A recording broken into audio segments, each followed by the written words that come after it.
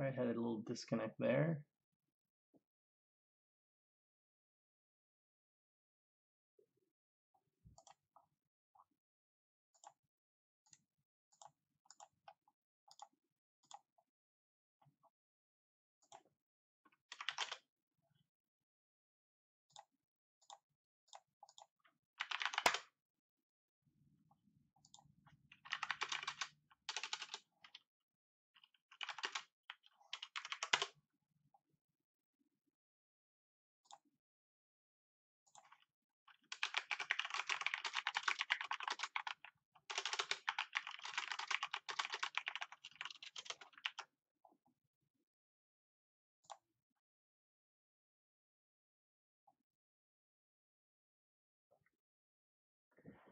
Gonna give this a couple more minutes.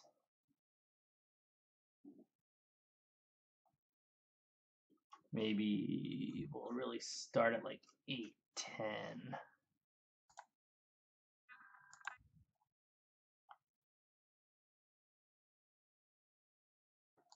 Make sure my settings are right.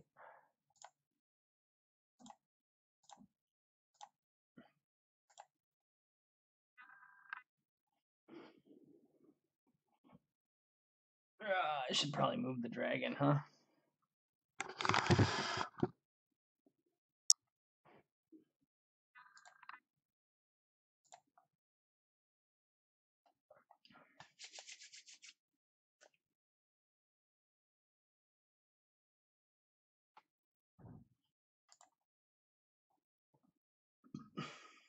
All right, so I guess I'll start. We got two, and if you care, you're here. And you know what? If you can't make it right now, well, then I guess you can watch later. I'm Josh. I just finished painting my Khorne dragon, and I'll put a picture of that on the screen right now, just to show you all. Oh. So this is the dragon that I'm going to be talking about.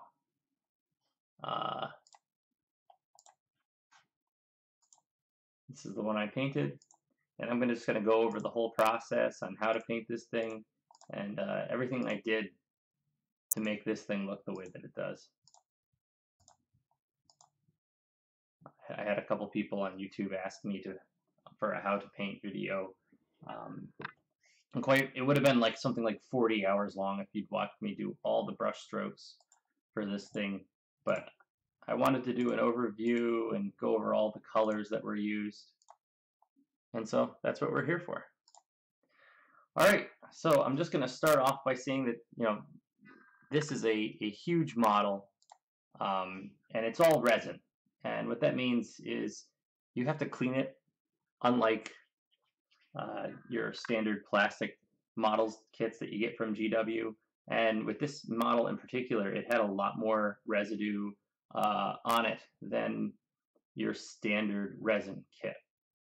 So I highly recommend you give this guy a bath, and he's actually big enough. He's bigger than my dog.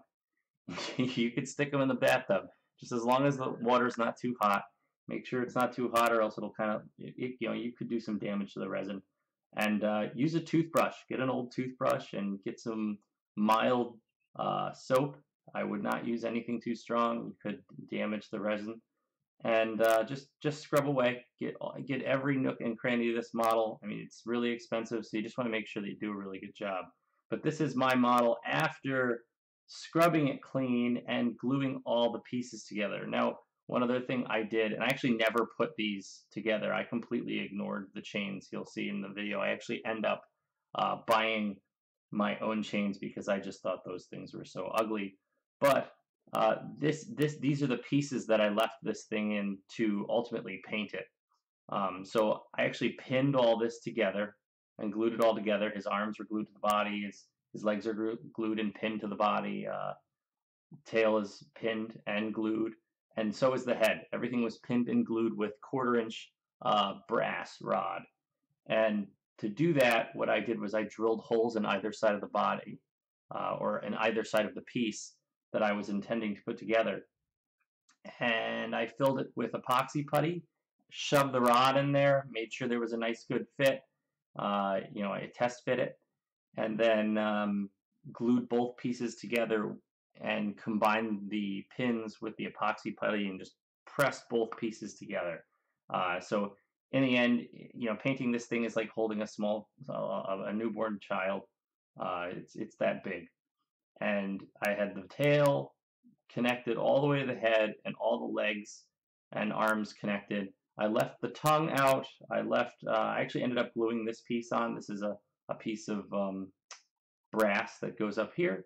I left the blade for the tail off because it was very easy just to paint the whole thing a brass color. And I left the wings unpinned, but you will see that I glue them and pull them off the model as I progress through this process. So let's go to the next slide. So once you got this thing together, you're going to need to buy something like JB Waterweld. This is just an epoxy putty. And what you do is you just kind of spread this into the cracks. JB Waterweld is really easy to push into the cracks, but you can use your thumb, you know, whatever. And I know that it looks a little rough here, but once you prime this, it actually looks excellent. You can see other spots around the neck where I added the JB Waterweld. Works real well. You do this after you glue the model together, and it's JB Waterweld, unlike GW's green stuff, is actually really malleable. Like where the green stuff wants to stay hard, and I think it's a little more difficult to work with. This is actually more like it's almost like plaster, but it's a little stickier. So you got to get your hands wet. You just kind of push it into the cracks and wipe it off, and it just stays in there. And also, like around the arms, there are these putty cracks that you have to worry about. If you don't fill these up, it does not look good. And here's at the base of the tail. I actually didn't bother filling this in, and you'll see that you don't even see it later on when we prime the model and we start painting. And this looks like the other side of the base of the tail. So the next step after putting this guy together is actually to glue the wings on. And you're just going to use standard, let's see, super glue. Not a big deal because you're going to ultimately break the wings back off. And then you're going to apply a pre-shade to the entire model. And if you're not familiar with a pre-shade, effectively you've primed the whole thing black. I use flat Rust-Oleum black to prime the entire model. And then once you've primed the whole thing black, you're going to hit it at a 45-degree angle all the way around and on top with a lighter gray, like Dawnstone. And once you hit it with that Dawnstone, and it's a reasonably solid coat of Dawnstone, you have a nice gradient from black to Dawnstone. You're going to come at it from above with white scar or a pure white. And what that's going to give you is this nice transition. It's going to highlight all the edges that you really need to focus on when you're painting to bring out that 3D effect in your model. So that's what I've done here. I've applied that zenithal. And if you need help learning how to apply a zenithal highlight to your models, they're very useful, especially in cases like this where you've got the large model. Logistics are completely different painting something like this. It almost requires that you use a zenithal highlight. I highly recommend you check out Vince Ventrella's channel. He actually helped me out quite a bit in this model. So I'll post a link to his channel in the description after this video is uploaded to the internet, and you can rewatch it later. Thanks for watching. Anyone who just joined, you can feel free to ask questions about this model in the chat. That's why I'm doing this live. So if you have any questions about how to paint your own large model like this or how to paint the dragon in general, just post in chat and I'll be happy to answer your questions. So here's just this same zenithal highlight from the side, and again, just showing me where I need to highlight the model as I progress through painting it. And here's the wing from above. After the zenithal highlight, you can see that these are very, very bright white, and that's because the wings in general are just pointed straight up. So yeah, just make sure the chat's open. The next step in painting this model is really just to apply with an airbrush a Mephiston red, or I like Watercolors paints. I think they're the best paints that I've used through an airbrush. You can spray the whole model with a Watercolors red. And as long as you don't go too heavy on it, the red is only going to be applied to the aspects of the model which were a dull gray from the Dawnstone, and a white. So you're going to end up with this nice transition from red to black, and you're almost going to ignore all the aspects of the model that are black while painting it, and it's going to give you this nice 3D effect as you go through the process. So you can see here I've painted half this model with the Mephiston red, or Watercolors red 3, which I highly recommend if you never use Watercolors. I'm going to post a link in this video at the end. I highly recommend you pick up their base set. The Watercolors paint is just excellent. But you can use Mephiston red if you're looking for a GW equivalent, and just airbrush the whole thing as if it were a zenithal highlight, and all the white and gray paint is going to catch that red, and that's what you're seeing here. This is after like that second third of the model has been hit with the red, and then these are the wings. This is how you airbrush the wings that are with the red. And this is just an initial base coat. It's just getting those initial colors.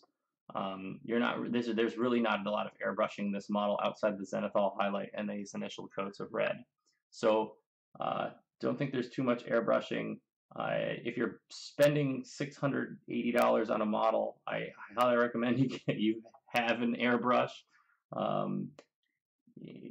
Probably the airbrush should be your first purchase, huh? But I guess you could theoretically paint the zenithal highlight with rattle cans, and then apply this red coat through a series of glazes. But it would just take you it would be a tremendous amount of work. So here's, again, up close, this is what it looks like, that zenithal red. You can see I'm not painting these scales because, quite frankly, they're just going to be a different color anyway. I'm focusing on the dragon skin, really. So this is actually the first bit of brushwork that I did on this model. And really, this is a series of 2 colors. It's going to be Wild Rider Red first, then followed by Dragon Bright, or Fire Dragon Bright. And those are 2 GW colors. One's more of like just a brighter red, while the other is more of an orangey red. So you can actually see these colors. All I'm doing is you can actually see this is the Wild Rider Red right here. And you can see just below it, there's like a ridge of Fire Dragon Bright. Anywhere you see this really bright orange, that's the Fire Dragon Bright. And I'm actually going to go over these in more colors in different areas to bring out the differences between these scales and, for example, this smoother striated skin. And so when painting this stuff, I actually just go over it in individual brush strokes.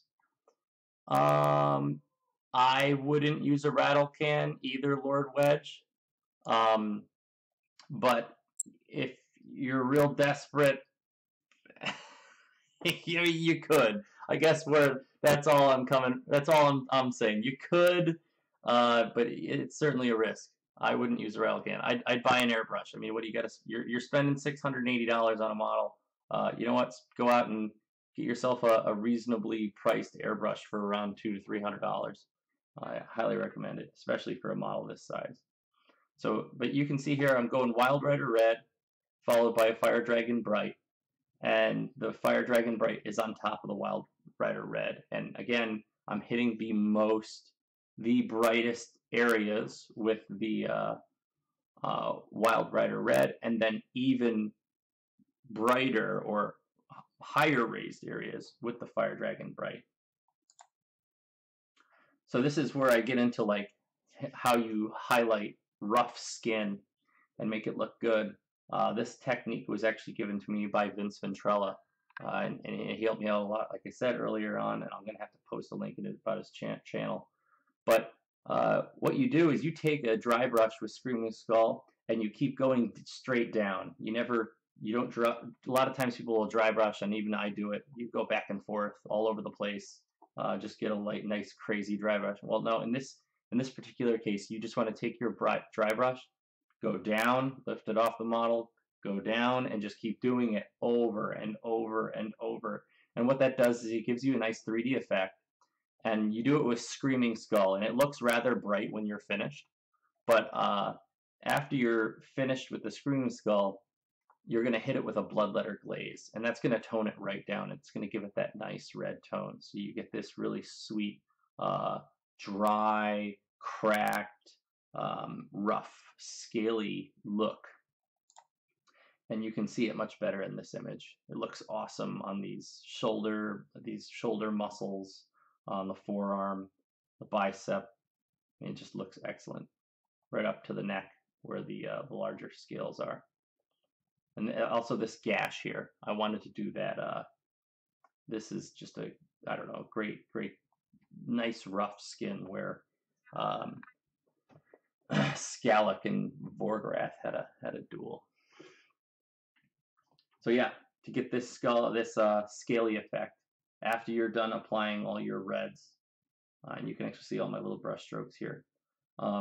Hit it with Screaming Skull. Always dry brush straight down. Keep going down, and then apply a layer of bloodletter glaze to kind of change the hue of that Screaming Skull. Sorry, next slide. So this is all the large scales. Just paint it in black. I don't care what brand of black you use. I did leave a little bit of there's like muscle striations, or I don't know what they are, underneath these larger scales. I left them alone for the most part. You're going to hit them with highlights of red later. So I left them alone, but you can hit all of these things with just pure black. I don't care what brand you use, doesn't matter. But you're going to hit these with black, all these horns coming off the throne with black. He's got this claw here. He's got the nails on his feet. There's also some scales here on the back of his tail. And there's like a whole method to doing the front of his head, which I have up close pictures later on. And then you've got his teeth and a couple of the horns sticking out of his face, as well as there are horns like sticking out the sides of his legs. You're just going to hit everything with black. And here we go. This is a nice shot of how I painted the black markings on the head. You've got the scales, you've got some horns, you've got this like X-shaped protrusion coming out of his nose in the front, and you've got these horns over his eyebrows almost, and some horns coming off the back of the head. But anyway, you paint all those black, and then I was actually quite worried about hitting these with a blue dry brush followed up by a white, but it ended up turning out really well. Any one of these colors of blue would be great. They recommend in the guide Baharaf blue, but I used Temple Guard blue. It came out just fine. You could also use like a War Colors Marine blue 1 or 2. And then you just hit it with a dry brush of white at the highest levels. And so one thing with this model is you're going to have to be very controlled with your dry brushing.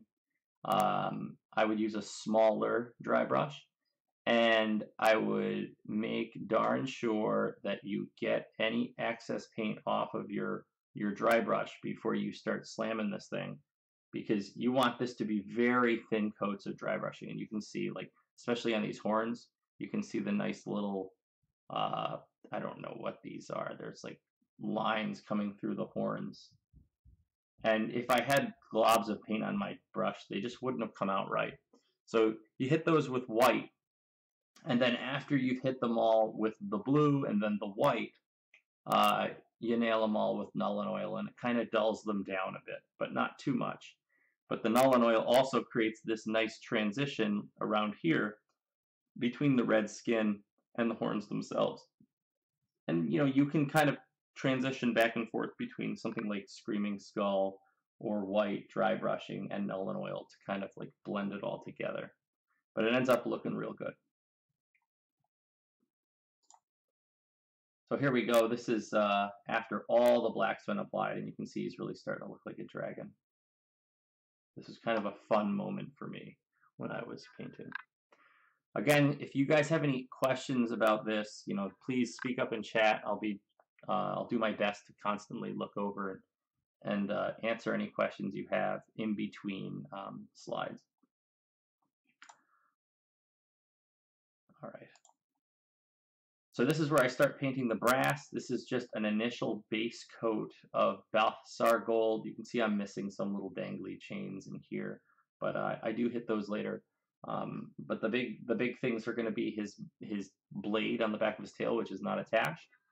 These armor pieces, the armor on his left hand, horns. You've got some reins up here on the throne, as well as this little piece of armor on top of his neck. And then the next couple screens, I think I zoomed in on his tail because they showed the detail the best.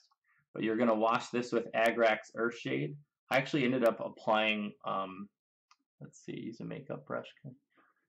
Yeah, those will work really good, especially because as long as you just get that excess paint off your brush, Lord Wedge. Yeah, use makeup brushes do work well for that. I don't know how many makeup brushes you'd need for this. This model is pretty jagged.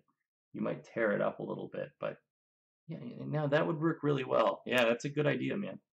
You'd have to have it'd have to be a little smaller though, because there are some areas where you might over dry brush in certain areas, like the scales. You want to hit very specific parts of the skin. But anyway, the metal plates, you're just going to apply Agrax Earthshade liberally on this thing. He's an ancient dragon. You want to make this model look real worn out, beat up. And that's the intention. You know, just make it look real beat up, make it look ancient. And then after you've applied the Agrax Earthshade, you're going to hit it with Genna's Gold and Auric Armor Gold, because brass has kind of like it's almost somewhere between a silver and a gold. It's got like a very bright, it's almost like a white gold tint. It's weird. I use the brass pins as a reference to get the color right, but ultimately you want to hit it with a Biel-Tan green wash afterward, because when brass tarnishes, it gets this kind of like black green hint in areas where water would I don't know, eat it up.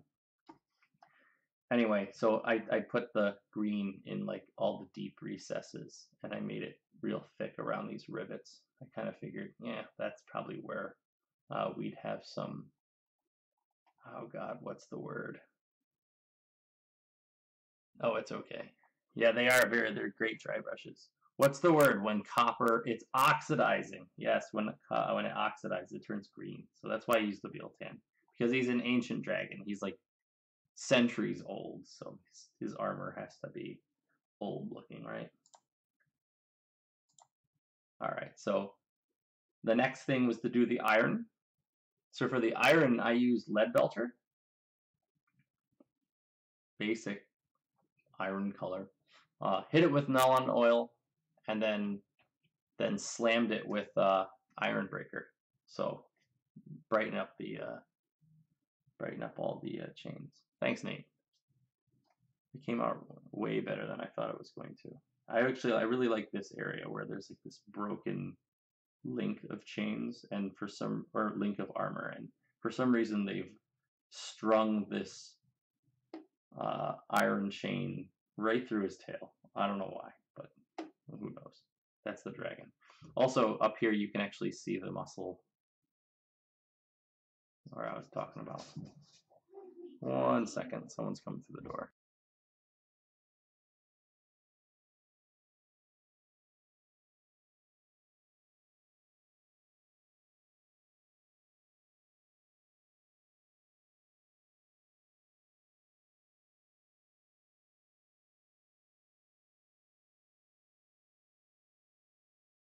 All right, I'm back. So anyway, there are the chains, and any other place you see armor or iron, it's going to be the same formula. So next we get to the skulls. There's got to be at least 100 skulls on this guy, but you're going to hit them all with Xandri dust. And you make sure your paint's relatively thin, or a Xandri dust-like color, and just hit all the skulls. And it doesn't really matter you hit the whole skull in this throne, because it's like a lot of like gummy flesh that's like building up into the bones. So if there's a little bit, like you can see on this particular skull here, there's a little bit that's not fully painted, no big deal. You just move on. It almost looks like teeth in gums. I've also got little skulls all over his body. You can see I missed one here. I hadn't painted it yet. But you've got skulls in his tail. And this is a screenshot of the whole dragon with most of the skulls painted. You can see I've missed some skulls here, as well as here and in the hand and in the arm. But those are painted now. But again, Xandri dust on all the skulls.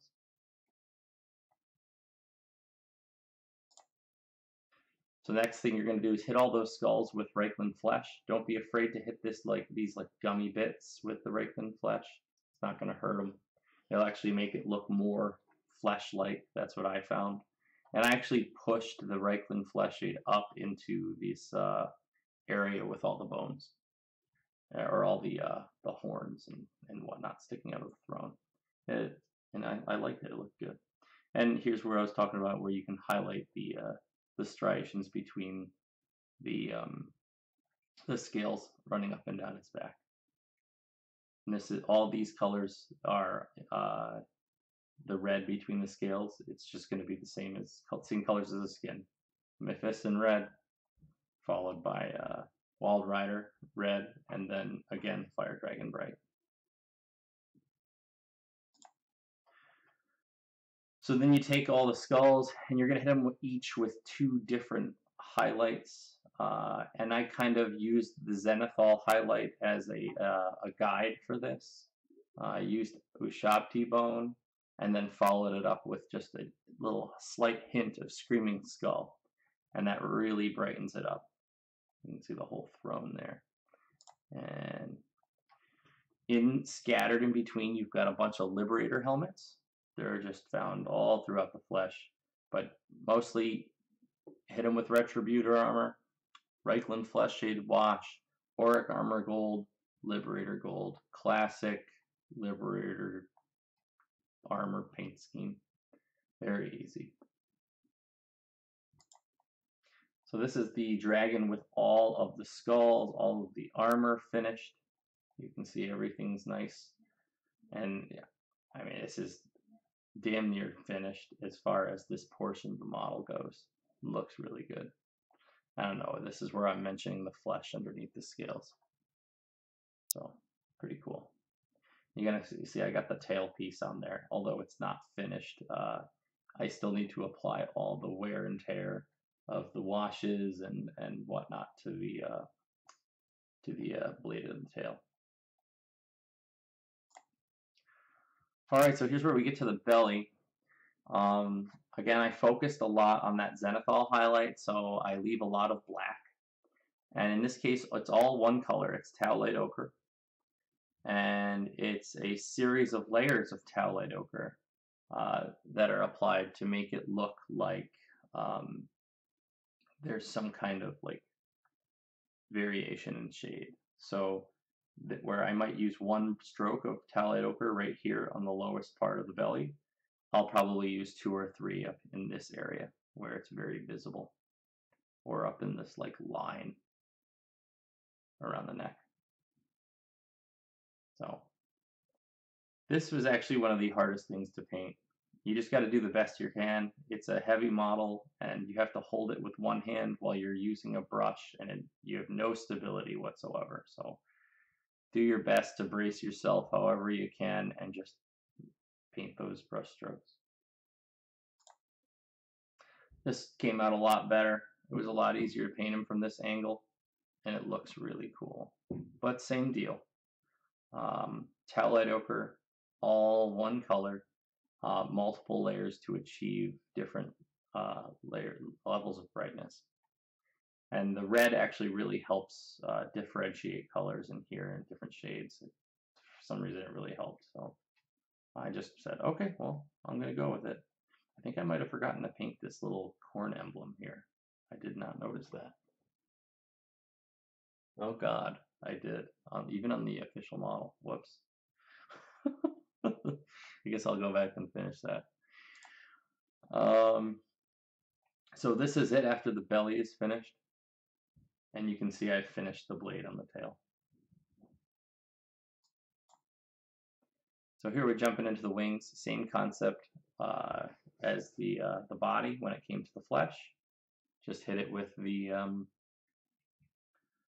Wild Rider and Fire Dragon Bright, and then we do that nice dry brushing technique along with the Bloodletter Glaze.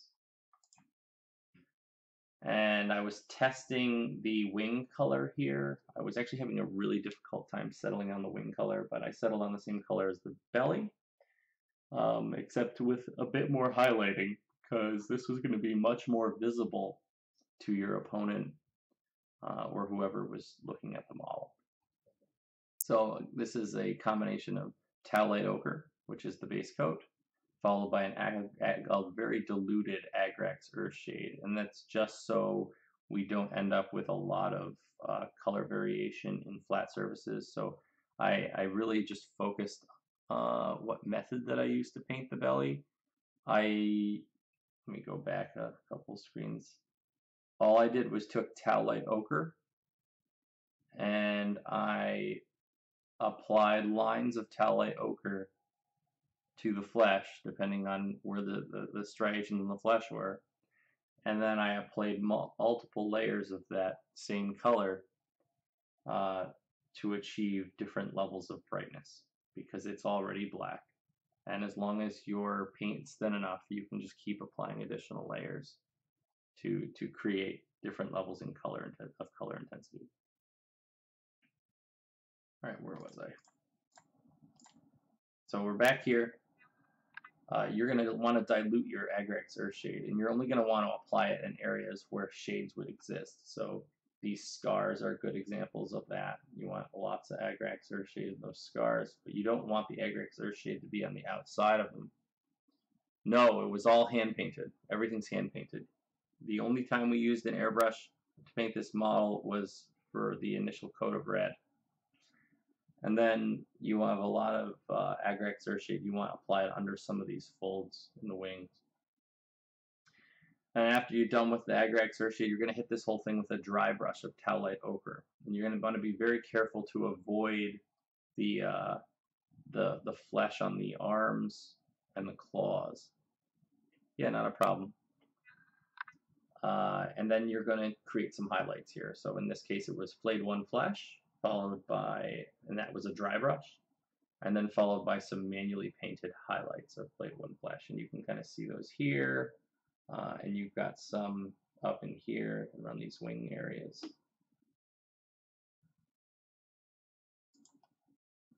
This is what the model looks like before a highlight. You can see I've applied the wash and it's still drying between the fingers of the wings. And here's what that same wing looks like after all of the dry brushing and highlighting. So I'll just show that again. So this is prior to dry brushing and highlights, and this is afterward.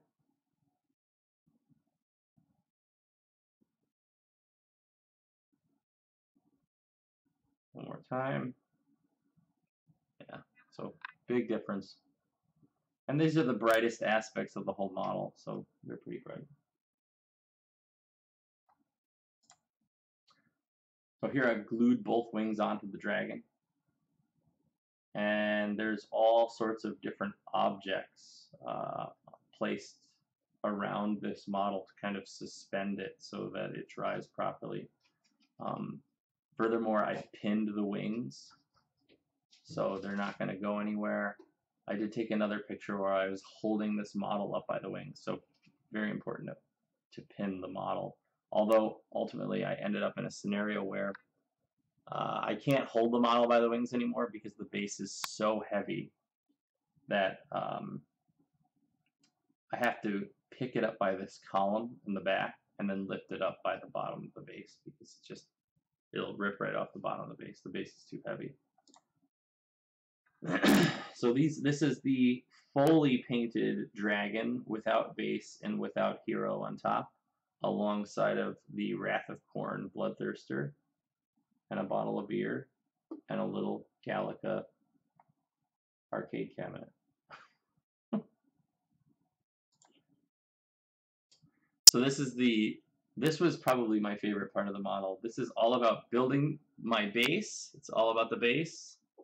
One of the things about this model is it's so big, the base is about the size of a dinner plate. And if you don't have an interesting base, it's going to be a very boring piece outside the dragon itself. So you want to make sure that if you get this model, have a plan for your basing.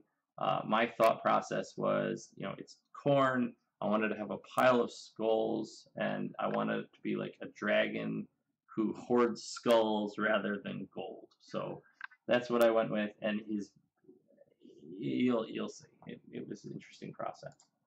So the first thing I did was I glued the column down, and I mixed plaster together. I actually tried a couple different things. I tried drywall compound, but it didn't work very well. I found plaster was my favorite material to work with. Yeah, not enough skulls. I found plaster was my favorite material to work with because I could mix it up and figure out what density I really wanted it to be, and then just kind of plop it on there, and it would kind of take the form of a mound if things were piling up on top of the base. And so I kind of used this scraper here to keep it all in one place, but I just kept plopping it on top of the mound, and it got very heavy, but it looked like, all right, this is what I'm going for. I also took a Sharpie and I outlined the feet of the dragon to make sure the plaster didn't go over where the dragon's feet were going to be placed. And after I was done watching this thing dry, I was like, all right, it's not tall enough, so I'm gonna have to add more plaster. So I did. I added more plaster, and it was starting to look like a nice tall mound. I was really happy with it. And it was time to apply the skulls. So I spent a couple hours clipping out skulls from about 3 boxes. You can see a Khorgorath's arm in there. I initially thought I was going to put that in there, but then I decided not to. And so I glued all the skulls to the mound, and this was about 3 boxes when I was done, but it was not enough. I ended up going and buying 4 more boxes to fill the base with skulls, but again, Khorne would not be pleased. 7 boxes of Citadel skulls. It needed more. So I bought a scenery kit from GW, and my good friend Martin sent me a bunch of extra Stormcast heads that he had. I asked him, I did a trade for a few of the larger skulls in the box for about 20 Stormcast helmets. And I created this mesh over the top of the treasure chest of heads, and it's actually hollow inside the treasure chest. This is just kind of like a wall of skulls. And then I took the lid. I was like, well, the dragon, he doesn't care about the lid. He's just going to knock it off. We'll just kind of leave the lid on the side. And yeah, there were some gaps. You can see some gaps here and all over the place. But I kind of figured that when it was primed, it would probably look okay. And I was right. It looks really good when it's primed. So also, prior to priming this model, I took this stuff, the Liquitex Coarse Texture Gel. Oh, let's go back. Stuff works awesome for basing. It's like a really cheap version of the stuff GW buys, or that you can buy from GW. So it's just a squirt bottle. You squirt it on, and you can just spread it around with a credit card or a toothpick or whatever. But I just spread around the base of this thing, and it gave it this nice ground texture. And I kind of figure, yeah, there's a lot of grime and dirt on these skulls on the bottom, but they'd be all grimy and dirty anyway, so who cares? So I tried several ways of painting the skulls, and my first attempt, I tried to zenithal highlight them, and it just didn't look right. So I gave up, and I decided to just hand paint all of them with Xandri dust. That was probably my best decision. Just do it. Just get it done. So just hit them all with Xandri dust because it's the same color as the skulls and the dragon, or whatever color you're using for the skulls and the dragon. And then I end up using Rhinox hide on all these horns for the Beastmen skulls.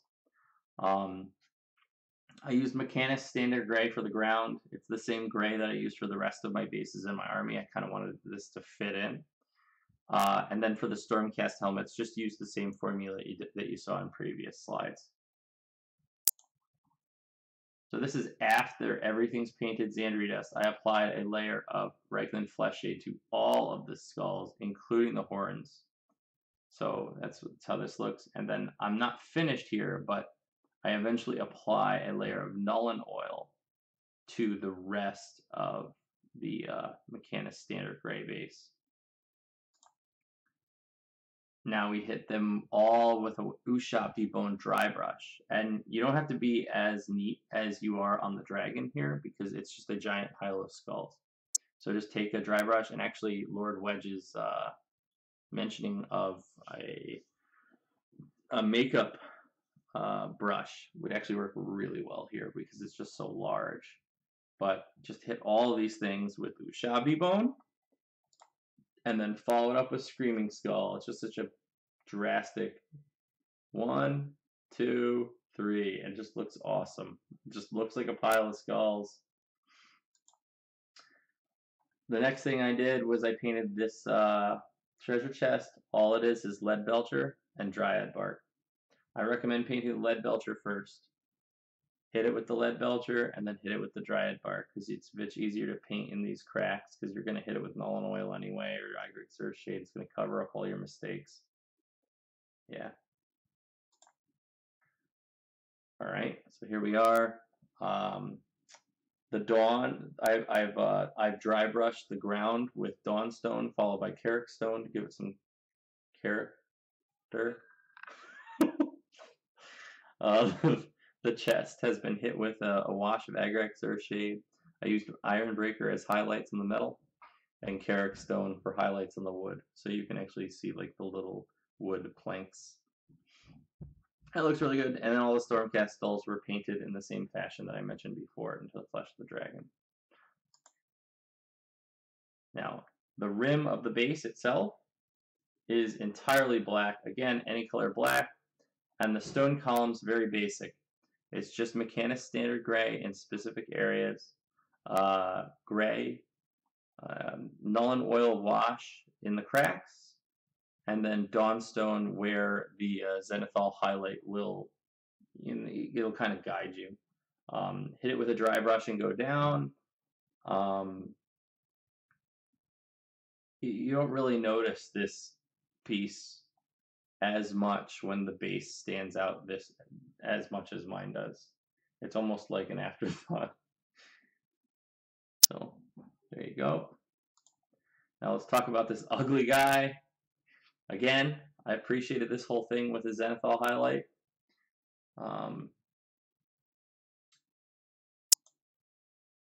The first thing I did was I painted his skin. I hit his skin. I didn't even touch it with a color. I actually just hit it straight with Reikland Flesh Shade, and the white soaks up the Reikland Flesh Shade, ends up looking really good.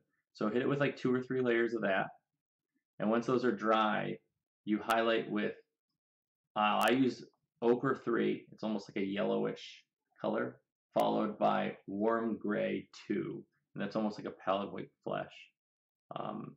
But I love these watercolor paints. They're really good. They don't leave brush strokes, and they blend really well, and you can see it on the flesh. It just looks so good. I actually cut the chains off because I planned on off his hand because I planned on applying my own chains, which I'll show you later. So this is just another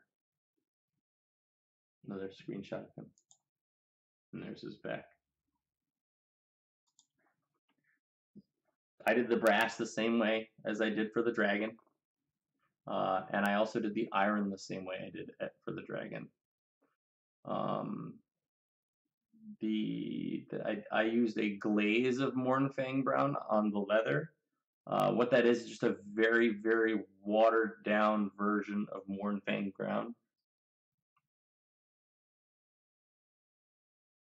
Yeah, oh yes, I remember your alien mini. You'll have to show me that later.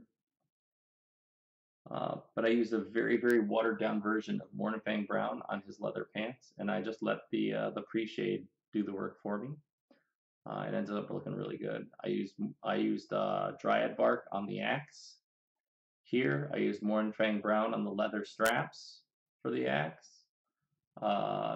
This I painted the same color as these skulls down here. I think it was a glaze of Xandri dust. I painted his hair black, and I used a black glaze to do his hair because it's so bright.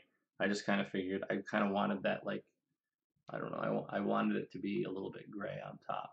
And I also used the black gray for these straps. I wanted them to be black leather here, as well as this strap here. And you can see up really close, you can see how dirty his boot is down here once this slideshow thing gets out of the way. I also paint these spikes on his boot. I paint them lead belcher. And you can see all the skulls, how they ended up. They look awesome, as well as these horns sticking out of his head. I actually lost the official horn. I had to cut a horn off of one of the skulls in the Citadel skull box and just glue it to the side of his head. No big deal. It ended up looking really good. I left this fur black. So this is so close to finish. I finished all the brass. These are leather straps are painted the same way as the pants. You can see this is painted the same way, this is painted the same way, and this is painted the same way. And you've got some leather over here, also his butt. His boots, I think I used a darker, I think I used Rhinox hide instead of Mournfang Brown. I used the same color as the axe for his boots. So here's the finished result. This is him riding the dragon. And I cut and glued a piece of necklace chain.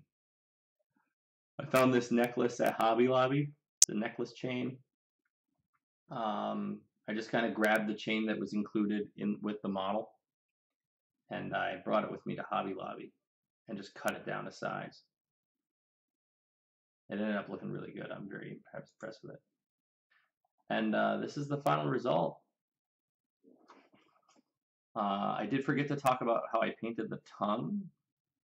All it is Bugman's glow in the areas with the where the zenithal highlight is brightest, and then highlights of flayed one flesh.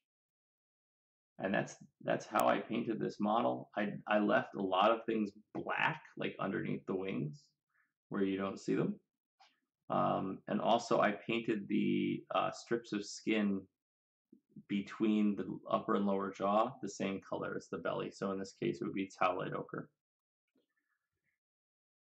I think that's the last slide. Yeah, that is it. Any questions? I'll show you some other pictures.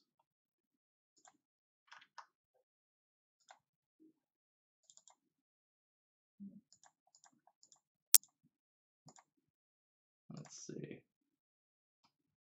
It looks like from the top, from the back, the mound. Here's the side of the neck, the brow on top. Nice shot of the tail. Yep. Oh, forgot the eye. Let's talk about the eye. No blood. I didn't paint any blood on this guy, which is funny because it's the blood god. Anyway, the eye was really easy. I just did Towelite Ochre, and then I took a very, very thin brush and I painted a little black line. That's it. Yeah. It's his eyes, it's the right size anatomically, but large animals do not need Need giant eyes. Not in every case. Are you planning on getting this guy, Lord Wedge?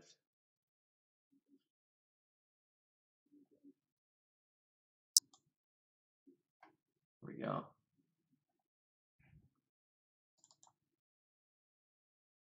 So I'll just expand my camera at this point. Can't afford it. Yeah, well, sometimes it's definitely an expensive model. Here he is, right there behind me. Pick him up.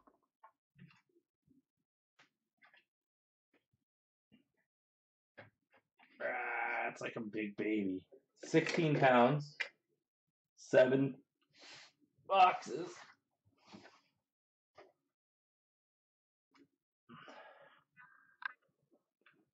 Seven boxes of skulls later.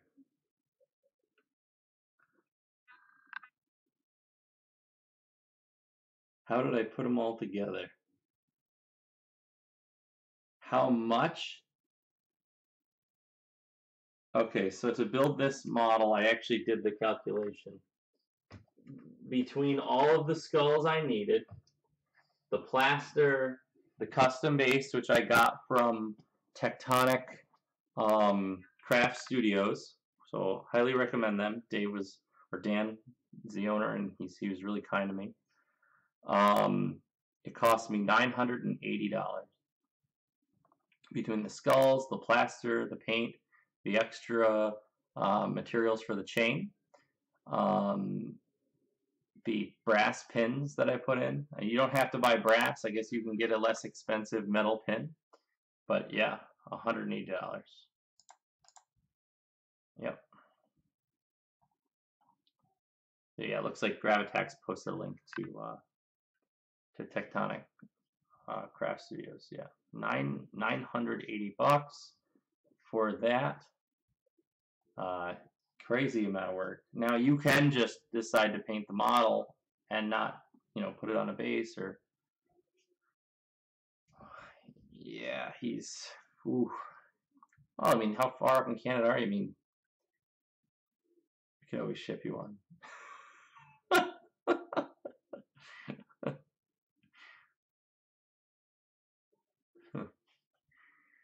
Your good old friends in the U.S. can help you out. You smuggle your dragon across the border.